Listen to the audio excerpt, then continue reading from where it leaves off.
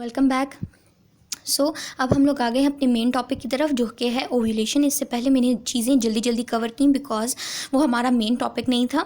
Ovulation main topic है, अब हम इसको स्टेप बाय स्टेप पढ़ेंगे, ठीक है। तो जस्ट बिफोर द ओव्यूलेशन जो फॉलिकल है, प्राइमरी स्टेज फॉलिकल, वो ग्राफियन फॉलिकल या टर्शियरी फॉलिकल जिसको हम कहते हैं, या जो बुक में वर्ड यूज़ हुआ है मैच्योर वेसिकुलर फॉलिकल, उस स्टेज पर पहुँच जाता है, जो कि 25 मिलीमीटर जिसका डायमीटर होता है, ठीक है। और अगर आप मेरे इन लेक्चर से लैंगमैन का 3rd चैप्टर करेंगे तो आपको लैंगमैन बुक पढ़ने की बिल्कुल भी ज़रूरत नहीं है। ईच एंड एवरी पॉइंट मैंने इन लेक्चर्स में एक्सप्लेन किए हैं, ठीक है। ओके, तो जब आपके पास 25 मिलीमीटर डायमीटर ग्राफियन फॉलिकल पहुंच जाता है तो थीनिका इंटरना और ग्रैनुलोसा सेल्स एस्ट्रोजन रिलीज़ करते हैं। इस एस्ट्रोजन के रिलीज़ की वजह से at the mid cycle LH की वैल्यू और LH की कंसनट्रेशन में एब्रप्ट इंक्रीज़ आता है। अब ल्यूटेनाइजिंग हार्मोन जब एब्रप्टली इंक्रीज़ होता है तो उसकी वजह से अब सारे आगे इफ़ेक्ट कॉज होंगे। सबसे पहले तो मैंने आपको ये बताया था कि LH जो है वो क्या कॉज करता है, oocyte को meiosis 1 कंप्लीट करवाता है एंड देन अरेस्ट वो oocyte जो है वो meiosis 2 के मेटाफेज 2 में अरेस्ट होता है। अब ये वो oocyte बन चुका है जिसने ओव्यूलेट होना है ओव्यूलेशन में, ठीक है। तो LH के इफेक्ट के अंदर ये oocyte अपनी उस स्टेज पर पहुंच चुका है जो अब ओव्यूलेट हो सकती है, ठीक है। ओके, तो एक इफेक्ट तो ये हो गया। सेकंड इफेक्ट क्या होगा कि कोलेजनेस एक्टिविटी इंक्रीज हो जाती है, ठीक है। और अब ये क्यों इंक्रीज होती है कि आपके पास कोलेजन फाइबर्स ने ग्रैनुलोसा सेल्स के अराउंड एक कवरिंग बनाई होती है और उस कवरिंग को तोड़ने के बाद ही ये oocyte फ्री हो सकेगा ताकि वो ओव्यूलेट हो सके। और ओव्यूलेशन बेसिकली है क्या? Movement of the oocyte from the ovary into the oviduct, this is basically called the ovulation, ठीक है। तो ओवरी से ओविडक्ट में जो ये फॉर एग्जांपल ओवरी है, ठीक है, और इस ओवरी से उससे कनेक्टेड जो ओविडक्ट है उसमें जब यहाँ का oocyte ओविडक्ट में आएगा तो उसी को हम कहते हैं ओव्यूलेशन, ठीक है। अब आपके पास जो ओव्यूलेशन है वो कोलेजनेस एक्टिविटी जो है वो इंक्रीज़ हुई, जिसकी वजह से कोलेजन फाइबर्स जो थे, कवरिंग थी कोलेजन फाइबर्स की, वो टूटेगी, ठीक है। तो थोड़ा थोड़ा जो है वो क्या हो गया, रास्ता आसान हो गया oocyte के बाहर निकलने के लिए, ठीक है। देन आपके पास कोलेजनेस एक्टिविटी इंक्रीज़ होने के साथ साथ प्रोस्टाग्लैंडिन लेवल्स भी इंक्रीज़ होंगे। प्रोस्टाग्लैंडिन लेवल के इंक्रीज़ होने का क्या वजह है? प्रोस्टाग्लैंडिन लेवल जब इंक्रीज़ होंगे तो ओवेरियन वॉल कंट्रैक्शन इंक्रीज़ होगी, ठीक है। और ओवेरियन वॉल कंट्रैक्शन की वजह से ये जो oocyte है ये इसको पुश मिलेगी इनटू द ओविडक्ट, ठीक है। क्या मिलेगी? इसको पुश मिलेगी इनटू द ओविडक्ट, ठीक है।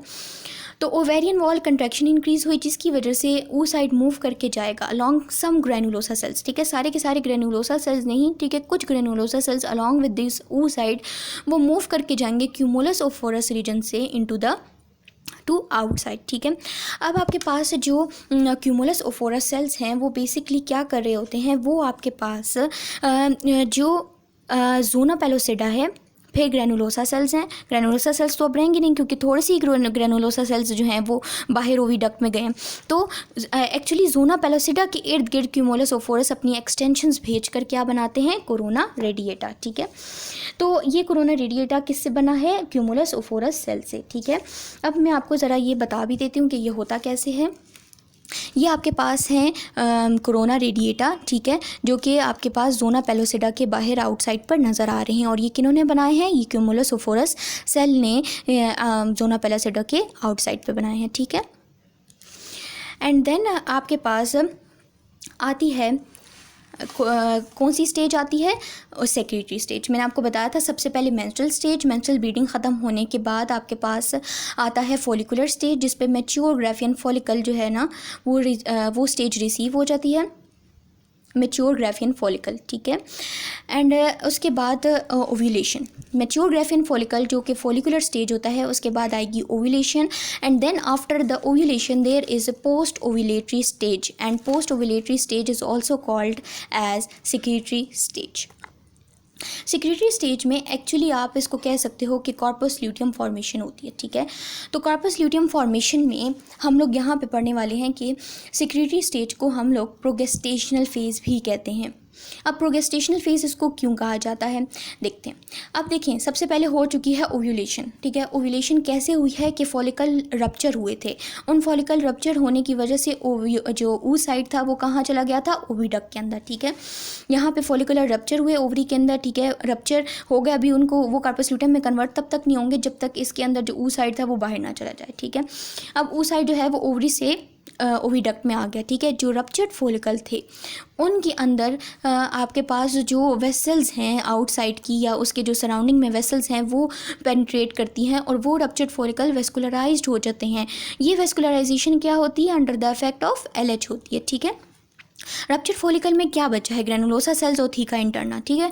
क्योंकि आपके पास oocyte तो चला गया था, तो ग्रेनुलोसा सेल्स और थीका इंटरना ही बचे हैं रप्चर्ड फॉलिकल में, ठीक है। ओके तो जब ये रप्चर्ड फॉलिकल जो है वो वेस्कुलराइज्ड होते हैं by the surrounding vessels under the effect of LH, तो ये गेन कर लेते हैं एक येलोइश पिगमेंट। और ये येलोइश पिगमेंट एक्चुअली इस वजह से होता है क्योंकि रप्चर्ड फॉलिकल के जो सेल्स हैं वो ल्यूटियन सेल्स बन चुके हैं, और यही ल्यूटियन सेल्स एक्चुअली मिलकर क्या कहलाते हैं, कॉर्पस ल्यूटियम। ये जो कॉर्पस ल्यूटियम है वो क्या सिक्रीट करता है आगे, प्रोजेस्ट्रॉन एंड एस्ट्रोजन, ठीक है। तो चूँकि यहाँ पर सिक्रीटरी स्टेज में क्या बन रहा है, कॉर्पस ल्यूटियम बन रहा है जिसके में से प्रोजेस्ट्रॉन और एस्ट्रोजन रिलीज हो रहा है, ठीक है। तो प्रोजेस्ट्रॉन के रिलीज की वजह से हम सिक्रीटरी स्टेज को प्रोगेस्टेशनल फेज भी कहते हैं, ठीक है। अब आपके पास सिक्रीटरी स्टेज जो एट द डे ऑफ 28 होता है, उसके बाद आपके पास आता है 2 स्टेजेस हैं। एक स्टेज हो सकती है जो कि है in case of no fertilisation, ठीक है, और एक स्टेज वो है जो कि फर्टिलाइजेशन के बाद आएगी, ठीक है। ओके अगर कि सिक्रीटरी फेज़ यानी जो कि एट द डे ऑफ 28 तक होता है, तब तक अगर आपके पास फर्टिलाइजेशन नहीं होती, ठीक है, तब तक अगर आपके पास फर्टिलाइजेशन नहीं होती तो यही कॉर्पस ल्यूटियम कॉर्पस एल्बिकेंस में कन्वर्ट हो जाएगा। कैसे कि ल्यूटियम सेल्स की या ल्यूटियन सेल्स की जो है वो ल्यूटियोलाइसिस हो जाएगी, और जब इनकी ल्यूटियोलाइसिस हो जाएगी तो कॉर्पस ल्यूटियम कॉर्पस एल्बिकन बन जाएगा जो फिब्रोटिक स्कार टिश्यू होता है, नॉन फंक्शनल, ठीक है। और अगर इन केस के जो है वो फर्टिलाइजेशन हो जाती है, ठीक है, फर्टिलाइजेशन नहीं होगी तो कॉर्पस ल्यूटियम ख़त्म हो जाएगा, कॉर्पस एल्बिकेंस बन जाएगा और फिर प्रोजेस्ट्रॉन भी डिक्रीज़ होना शुरू हो जाएगा। लेकिन इन केस अगर फर्टिलाइजेशन हो जाती है तो यही कॉर्पस ल्यूटियम किस में कन्वर्ट हो जाएगा, कॉर्पस ल्यूटियम ग्रेविडेटेटिस, ठीक है। ये कॉर्पस ल्यूटियम ग्रेविडेटेटिस है ना, वो तकरीबन 3rd मंथ जब आपके पास होगा, ठीक है, 3rd मंथ ऑफ गेस्टेशन में ये 1/3 और 1/2 of the size of the ovary पर पहुंच जाएगा। मतलब तकरीबन ओवरी का हाफ पार्ट जो है वो कॉर्पस ल्यूटियम ग्रेविडेटेटिस, ठीक है, या हम इसको कॉर्पस ल्यूटियम ऑफ प्रेगनेंसी भी कहते हैं, तो वो आपके पास इसका जो है साइज़ ऑक्यूपाई कर लेगा। देन आपके पास अप टू 4 मंथ तक, ठीक है, 4 मंथ तक आपके पास कॉर्पस ल्यूटियम ग्रेविडेटेटिस जो है वो प्रोजेस्ट्रॉन रिलीज़ करेगा। लेकिन 4 मंथ के बाद ये ही कॉर्पस ल्यूटियम ऑफ प्रेगनेंसी जो है वो स्लोली रिग्रेस करना शुरू हो जाएगा। ये क्यों होता है, ये इसलिए होता है कि आफ्टर द 4th मंथ जो प्लेसेंटा है वो फिर आपके पास प्रोजेस्ट्रॉन और एस्ट्रोजन रिलीज़ करेगी, मतलब कॉर्पस ल्यूटियम का रोल ख़त्म और प्लेसेंटा का रोल शुरू। और अगर आपके पास प्लेसेंटा की फॉर्मेशन यानी 4 मंथ से पहले ही हमने अगर कॉर्पस ल्यूटियम ऑफ प्रेगनेंसी हटा दिया तो इट लीड टू एबॉर्शंस, ठीक है। तो अब हम लोग वो केस डिस्कस करेंगे जो कि आगे है फर्टिलाइजेशन है, ठीक है।